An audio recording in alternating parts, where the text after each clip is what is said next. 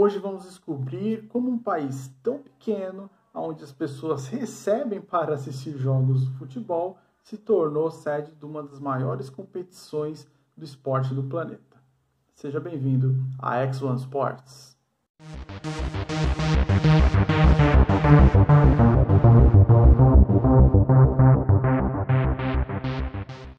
Olá, tudo bem? Seja bem-vindo aqui a X1 Sports. Eu sou Tomás Oliveira e nesse vídeo nós vamos falar um pouquinho sobre o futebol no Catar. Estamos aí às vésperas da Copa do Mundo, o Catar é a sede desse grande evento, todo mundo aí ansioso, mas vamos entender um pouquinho como funciona o futebol ali naquela região e como que ele surgiu por ali. Mas para entender um pouco como funciona o futebol lá no Catar, é preciso entender um pouco da história do país. E a história do país meio que se confunde com a história de uma família, ou melhor, o clã Al Thani. Então vamos entender um pouquinho e conhecer um pouco da história aí do Catar.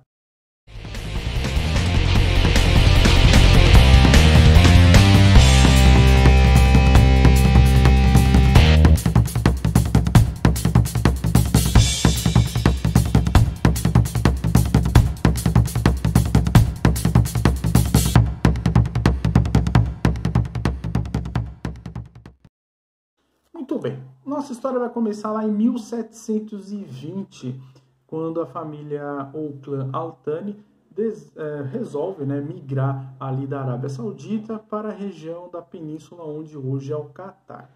Bom, então eles se estabeleceram por ali e por ali ficaram, se tornando um dos clãs líderes ali da região, onde havia outros clãs menores, mas a Al Thani se destacou ali e exerceu uma certa liderança. Mas o papel do Al Thani começou a ficar mais importante a partir de 1871, quando o Império Otomano estava pressionando ali as tribos locais para se posicionar em relação à adesão ou não ao Império Otomano, e quando eles, por iniciativa, resolveram aderir ao Império Otomano. Então, a partir daquele momento, eles passaram a ter um papel de destaque mais forte e reconhecido como líderes ali da região, mesmo que algumas outras tribos não gostassem muito da ideia de ficarem sob a tutela de um império.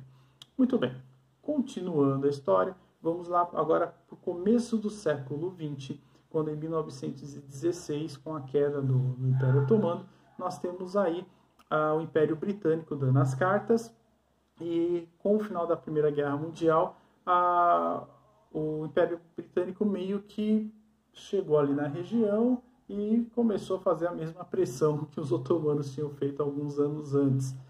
E os Al Thani novamente fazem um acordo com o Império Britânico e a partir desse momento, em 1917, o Catar passa a ser um protetorado britânico. Não seria um país, uma colônia, mas um protetorado, um país que seria protegido ali pelo Império Britânico, até porque para eles era interessante, uma vez que você tinha os seus vizinhos aí bem ambiciosos, a Arábia Saudita de um lado e os seus rivais históricos, o Bahrein, um pouco acima. Então o Catar nunca teve uma força militar lá que fosse aquelas coisas, então precisava de uma proteção e foi feito esse acordo aí com o Império Britânico. Bom, a história do Catar vai mudar radicalmente a partir dos anos 30, até porque naquela época o Catar nada mais era do que pequenas tribos que viviam ali próximo ao Golfo Pérsico, que viviam da pesca e também da caça por pérolas no fundo do mar. Então, eles viviam basicamente disso. Só que a história vai mudar a partir dos anos 30, principalmente em 1938, quando é descoberto o petróleo na Arábia Saudita, que é bem ali próximo. Ali, com a ajuda dos americanos, os sauditas descobriram poços de petróleo que mudou totalmente a vida ali das pessoas que viviam naquela região, principalmente dos seus governantes. Então, o Império Britânico logo percebeu que o Catar também poderia ter um pouco aí do ouro negro no subsolo. E foi o que aconteceu. Em 1939 é descoberto petróleo e uma enorme jazida de gás ali no território do Catar. Porém, a princípio, os britânicos não fizeram essa exploração porque a Segunda Guerra Mundial meio que interrompeu tudo. E só em 1947, com a independência da Índia e do Paquistão, que eles começaram a fazer de fato a exploração de petróleo ali. Aí que o futebol entra na história. E com a vinda de muitas empresas ali da Grã-Bretanha para fazer esse trabalho, então trouxeram também os seus trabalhadores que, consequentemente, trouxeram o futebol, assim como aconteceu em outros países. O Qatar caiu realmente no gosto da família Al Thani.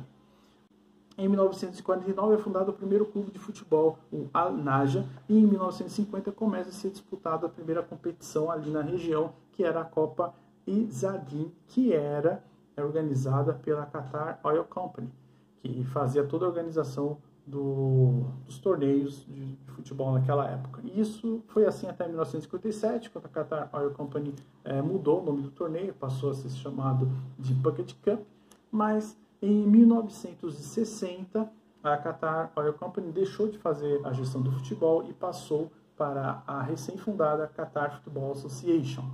A Qatar Football Association passou a fazer toda a gestão do futebol ali na região e em 1963 pediu filiação à FIFA e foi aceito. Em 1967 pediram a filiação à AFC e foram aceitos também pela AFC. Nesse período o Qatar ali só tinha torneios muito sazonais, muito amadores também, nada profissional, normalmente operários que faziam a prática do esporte, né? Sempre sob os olhares aí dos seus patrões, né? No caso dos sheiks da família Al Thani, que montaram os seus times e a principal diversão deles era fazer com que o seu time vencesse o time do outro sheik. É basicamente isso e é basicamente assim que funciona até hoje. A gente vai descobrir daqui a pouco que não mudou muita coisa. Agora os jogadores são profissionais, tudo, mas é mais ou menos a mesma coisa desde aquela época, tá certo? Muito bem. Em 1970 a história do Qatar muda de novo, porque chega a época da independência. Na verdade, a independência do Qatar foi em 1971, mas o processo começou já em 1970. E aí nós temos algumas coisas interessantes. Em 70 é construído o estádio, o Khalifa Stadium, ou seja, um estádio imenso, num país pequeno, com uma população pequena, um estádio gigantesco, se tornou uma das principais referências ali na região na época. E a partir desse período também o Qatar, a família Al Thani, assume o controle da exploração de petróleo ali no país, que até então era feita por empresas britânicas, né? E a partir da independência, os Al Thani assumem 100% o controle do petróleo ali no país.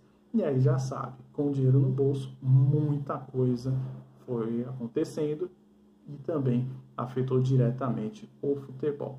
Em 1973, quem que apareceu por lá? O Santos de Pelé foi convidado a fazer um amistoso, logicamente a convite do Sheik, que queria ver o Pelé jogar de perto, e o Santos venceu o Al Arabi por 3-0 em Doha, então para deleite aí dos Sheiks que foram lá para assistir o Pelé jogar. Bom, agora que nós já conhecemos aí o histórico do futebol no Qatar, vamos entender um pouco como funciona o sistema de ligas e quais são os times que se destacam ali naquele país.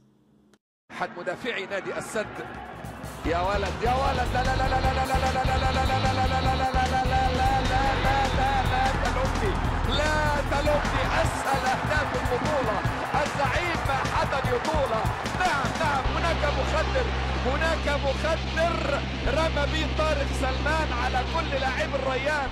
نعم في اللقطة الأخيرة. Muito bem, a principal liga do Qatar é a Qatar Stars League, mas ela começou oficialmente mesmo a partir de 1972 e temporada 72 e 73, né? Antes, em 62, 63, foi feita uma tentativa de liga, não deu muito certo. Em 67 foi feita uma nova tentativa também, sempre ligas amadoras, mas elas nunca permaneciam. Após o período pós-independência, né, aí com dinheiro no caixa, os catares conseguiram organizar a sua primeira liga no ano de 72 e 73, que foi vencida pelo Al Istiqlal. Esse time hoje ele se chama Qatar Sports Club. Então foi o primeiro campeão qatari oficialmente. os anos 81, nós tivemos aí a primeira vez que é feita a divisão entre primeira e segunda divisão e a criação da segunda divisão, que hoje é chamada de Qatar Gas League. Aí começa uma coisa interessante, porque nos anos 80, os qataris, como eu falei, já estavam com dinheiro em caixa, então eles começaram a investir e tentar contratar jogadores melhores, jogadores assim com renome internacional para profissionalizar mais o futebol ali no país. O que acontece? No primeiro momento, ninguém queria ir para o Qatar, porque era um fim de mundo, não tinha nada, não é nada parecido do que é hoje, e também ali as regras do Islã, então muitos jogadores internacionais, eles simplesmente eles negavam os pedidos para jogarem ali naquela região. O Qatar também, mas daqui a pouco eu vou falar um pouco mais, começou a investir mais na seleção e começou a trazer também alguns jogadores mais de segunda linha. Nos anos 2000, eles começaram a investir mais pesado ainda, e aí ficou um pouco mais difícil de resistir, porque os valores oferecidos pelo Qatar eram valores assim dos times de lá, era muito alto, até para o padrão europeu, que são as ligas mais ricas do mundo. Então, alguns nomes do futebol mundial, assim, já, lógico, em final de carreira, não no auge, começaram a aceitar propostas para fazerem ali curtas temporadas na primeira divisão do Qatar. Jogadores como os irmãos Ronald e Frank de Boer, da Holanda, o Canidia jogou no Qatar, o Romário jogou no Qatar também, o Guardiola e o Batistuta, ou seja, nomes assim, já em final de carreira, obviamente, mas foram lá ganhar e ganharam muito dinheiro para fazer rápidas aparições ali na Liga do Qatar. Em 2009, a Liga do Qatar é totalmente profissionalizada, então nós temos aí a criação da que é hoje chamada de Qatar Stars League. Então o nome é bem pretensioso, né? A Liga das Estrelas do Qatar. E aí eles começam a investir pesado em jogadores, principalmente ali da região do mundo árabe, né? da Ásia e da África. Começam a trazer jogadores bem melhores. E também alguns jogadores, eles tentam fazer investidas em jogadores de primeira linha, mas ainda não conseguem. E o que atrapalha um pouco o Qatar é, como eu falei, a questão, primeiro, dos costumes ali, né,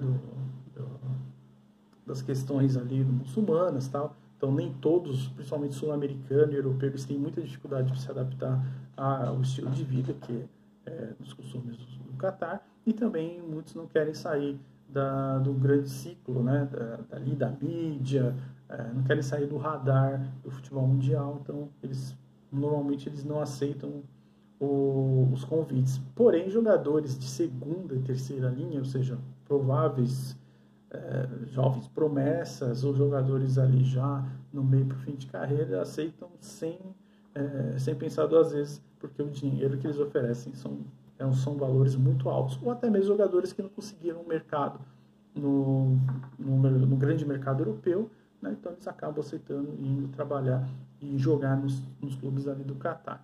Bom, o grande clube ali do Qatar, nós podemos dizer que é o Al Sadd, que já foi campeão 16 vezes e é o atual campeão da Liga Principal do Qatar. E nós temos aí um fato bem curioso. Dos 4 times mais vencedores do Qatar, eu vou falar de quem pertence cada time, aí vocês vão tirar suas conclusões.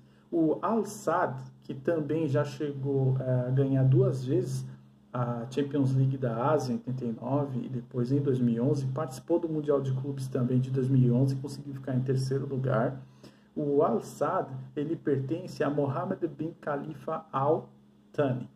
O segundo time mais vencedor, que a gente conhece bastante no Brasil, porque muitos jogadores se destacavam em times aí, São Paulo, Corinthians, Flamengo e tal, iam jogar no Al Rayyan, tem 8 títulos nacionais, e o Al Rayyan, que é o segundo time mais vencedor, ele pertence a Ali bin Saeb bin Ahmed Al Thani. O Al Arabi tem 7 títulos nacionais e ele pertence a Sheikh Tamim Farhad Al Thani. E o Al Duhail, que é um time que vem crescendo muito nos últimos anos, né? Ele é um time novo, fundado em 2009, já ganhou 7 vezes a Qatar Star League, e ele tem como proprietário o Khalifa Hamad Al Thani. Para quem não conhece, o Al Duhail é um time que do Palmeiras jogou até recentemente. O atual técnico é o Hernan Crespo, aquele que era do São Paulo. Bom, então o que a gente chega à conclusão é que a Stars League praticamente é um passatempo da família Al Thani. Eles têm os clubes, né? E eles, com o dinheiro que eles têm, eles montam os melhores elencos dentro do possível para que o seu time, então você vai ganhar do time do seu primo, do seu irmão, e é mais ou menos isso, é uma briga de família. Eles usam o futebol aí para fazerem suas apostas, inclusive.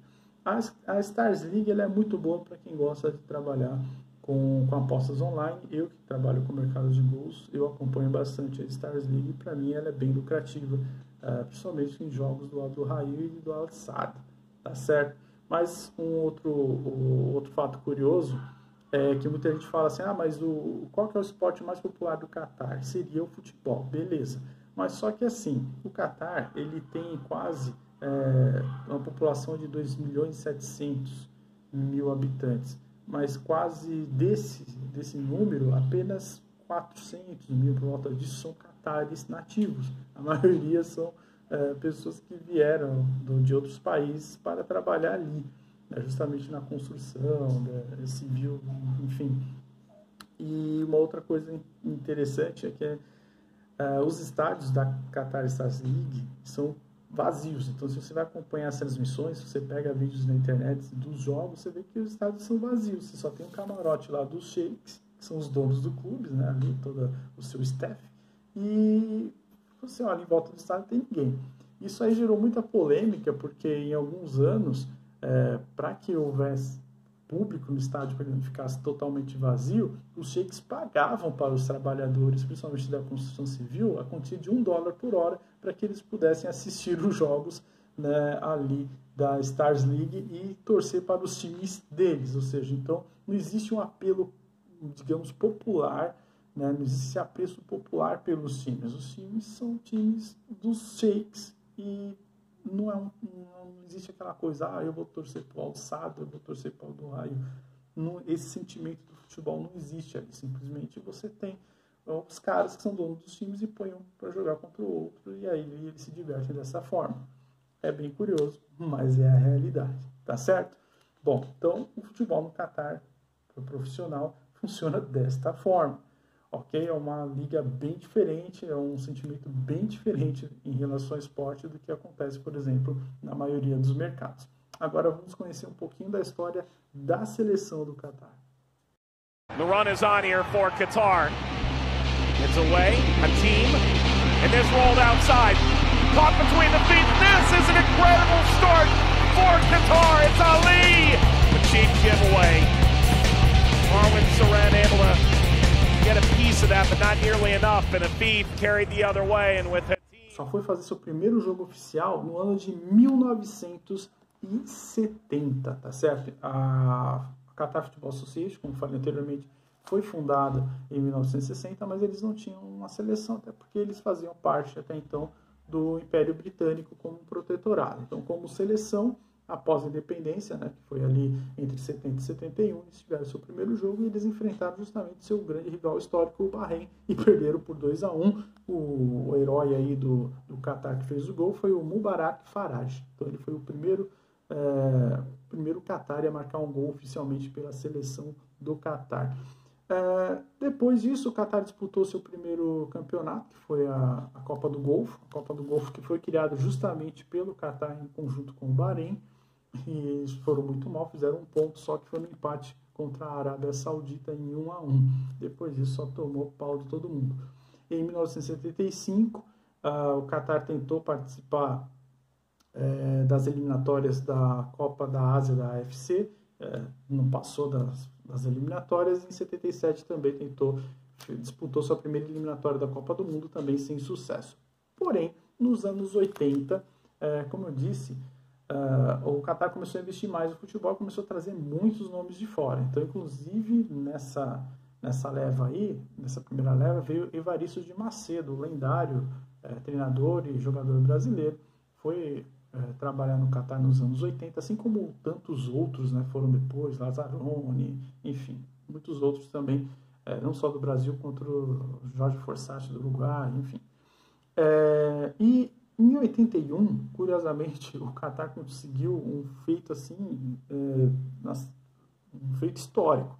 Eles conseguiram chegar até a final do Mundial Sub-20 de futebol, eliminando nada mais nada menos que o Brasil por 4-3 nas quartas de final e eliminando a Inglaterra na semifinal, perdendo para a Alemanha Ocidental na grande final. Ou seja, o Catar conseguiu, em 81, levar um time a ser vice-campeão mundial, que trouxe muitas expectativas para os próximos anos, coisa que não aconteceu. O Catar não fez mais nada depois disso, foram várias tentativas frustradas de chegar à Copa do Mundo, de conseguir alguma coisa na Copa da UFC, até que nos anos 2000 a seleção do Catar começou a apelar para as outras estratégias, né? Mas em 92, né, o Catar chegou a conquistar o seu primeiro campeonato, que foi a Gulf Cup, ou a Copa do Golfo, mas foi num sistema em que era disputado por rodadas. Então eles ficaram à frente do Bahrein e conseguiram ganhar seu primeiro título ali, mas um título menor. Nos anos 2000, o Catar começou o processo de naturalização de jogadores de vários países, inclusive do Brasil. Então nós temos dois casos bem emblemáticos aqui para os brasileiros, que é o caso do Emerson Sheik e também do Rodrigo Tabata, que está jogando por lá até hoje, inclusive. Então esses jogadores, não só do Brasil, mas de vários lugares do mundo, da Bulgária, da África, enfim, ali mesmo do Oriente Médio, e até que a FIFA barrou e colocou algumas regras em relação a isso. Bom, no ano de 2010, o Catar finalmente conseguiu a sua vaga para a Copa do Mundo, graças, né, aos petrodólares da família Al-Thani, que comprou a vaga na Copa do Mundo, né? Comprou a Copa do Mundo, a sede, enfim, em circunstâncias bem, digamos assim, não muito convencionais. Mas não vamos entrar nesse mérito aqui.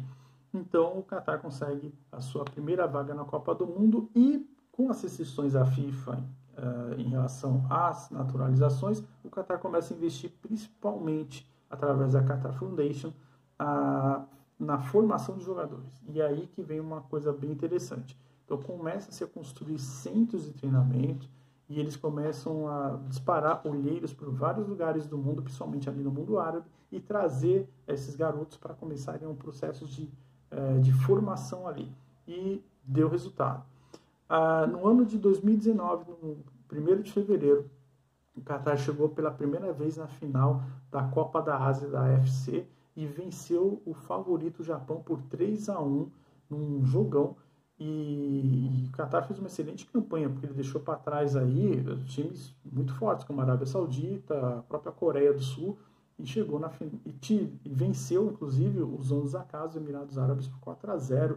Então fez uma campanha assim muito boa e venceu com autoridade e foi campeão da Copa da UFC pela primeira vez, já como resultado desse trabalho aí que eles começaram lá quando o país foi anunciado como sede da Copa. Eles largaram um pouco essa ideia de ficar naturalizando, começaram a trabalhar em formação e já tiveram aí um primeiro grande resultado, ou seja, a primeira vez que o Catar formou uma seleção boa, né, dentro dos padrões da Ásia, obviamente. Bom, outras coisas curiosas sobre a seleção do Catar: em 2019 chegaram a disputar a Copa América, né, no passado da primeira fase, e em 2021 a seleção do Catar chegou até a semifinal da Copa Ouro da CONCACAF, perderam para os Estados Unidos. Já pensou o Catar chega na final da Copa Ouro e ganha a Copa Ouro, coisa que nem o Brasil conseguiu? Enfim, essa é uma coisa bem curiosa. Mas eles perderam por 1-0 para os Estados Unidos, mas ficaram na terceira colocação da Copa Ouro da CONCACAF. Bom, quais são os jogadores que a gente tem como destaque da seleção do Catar atualmente? Eu destaco 2 jogadores, tá? O Abdulaziz Hatem, que é um meio-campo que joga no Al Rayyan, ele joga muito bem, e o atacante, o Akram Afif, que é um jogador do Al Sadd, que foi eleito o melhor jogador asiático no ano de 2019. Pode ser que eles façam alguma coisa na Copa do Mundo? Pode, mas a seleção do Catar ainda ela não é aquelas coisas, está no ranking 50 da FIFA, tá certo? E só por um detalhe, o presidente da Federação do Catar é Hamad Ahmed Al-Thani. Agora vamos falar um pouquinho sobre a influência do Catar hoje no futebol mundial. Was the boss of FIFA in 2010. and its executive committee controversially voted for the World Cup to be held in Russia and Qatar in 2018 and 2022 respectively. Qatar claims he did not vote for Qatar and instead wanted a gesture of peace. Além de ser sede da Copa do Mundo, o Qatar também tem uma influência bem grande no futebol mundial, principalmente através do poder econômico. Eu vou citar aqui 3 situações só para vocês terem uma ideia. O Qatar, ele detém ações em empresas gigantescas como a Volkswagen, a Porsche, a Al Jazeera, que é uma empresa de mídia muito forte ali no Oriente Médio. E o Qatar é um dos países mais ricos e considerado um dos mais, se não o mais rico do mundo, onde a renda per capita é de 112 mil dólares para cada pessoa. Mas, quando falamos ali da nobreza, da elite qatari, né? Os trabalhadores lá não ganham muito dinheiro, não, diga-se de passagem, mas como eu falei, esse não é o objetivo do vídeo. E o que isso tem a ver com futebol? Vamos lá. 3 empresas, a gente precisa ter uma certa atenção como elas influenciam o futebol mundial. Nós temos a Qatar Sports Investment, que nada mais nada menos comprou o Paris Saint-Germain em 2011, né? Como todo mundo sabe, o Paris Saint-Germain pertence a uma empresa do Qatar, e agora em 2022 comprou o Braga de Portugal. Por que fizeram isso? Uma vez que os jogadores não estavam querendo ir para o Qatar, jogar lá, se submeter a leis islâmicas, tal, esse tipo de coisa, então tudo bem, se eles não querem ir para cá, então a gente vai até eles. Então o Qatar começou um projeto de expansão e investir no futebol pelo mundo. E a primeira grande tacada deles foi justamente comprar um clube do porte do PSG, e hoje o PSG tem um dos elencos mais caros do planeta, tem jogadores como o Neymar, o Mbappé, o Messi, enfim, dinheiro para os caras não falta. Olha, o PSG já foi acusado de violar o fair play econômico, porque tem muito dinheiro, e tornou a Ligue 1 uma das ligas mais chatas do mundo, porque você tem lá um time extremamente forte, que é o PSG, e os outros times, existe um abismo ali entre as demais equipes. O Lille disse que não há uns anos atrás, mas o PSG continua sendo assim, um time muito mais forte perto dos outros. E tem planos para o Braga lá em Portugal também, Porto e Benfica, que fiquem espertos, tá? Outra empresa também que investiu muito no futebol, também do Qatar, que investe, é a Qatar Foundation, tá? E em 2010 patrocinaram o Barcelona, né? E deixaram vários centros de treinamentos pelo mundo. Inclusive aquele projeto da Qatar Foundation começou aí para fazer a formação de jogadores que hoje estão na seleção do Qatar. E a Qatar Airways, né, que já patrocinou o Barcelona, Roma, Boca Juniors, hoje patrocina a Conmebol, a CONCACAF, a FIFA, e agora em 2022 eles entraram com tudo também para conquistar o mundo árabe no geral.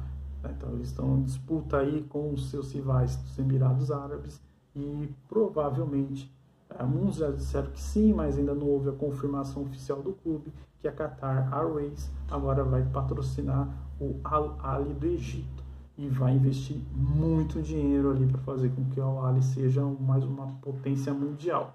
Ou seja, os catares investem muito dinheiro no futebol. E só por uma curiosidade, quem controla essas 3 empresas, a Qatar Investment, a Qatar Foundation e a Qatar Airways, está sob o comando do senhor Tamer Hamad Al Thani. Ou seja, a família Al Thani pode-se dizer que hoje é a família mais poderosa do futebol mundial. Obrigado por ter assistido esse vídeo, espero que goste. Dê, se possível, o seu like para ajudar aí, e se puder compartilhar também, eu agradeço. Muito obrigado, nos vemos no próximo vídeo, valeu e até mais. Tchau, tchau.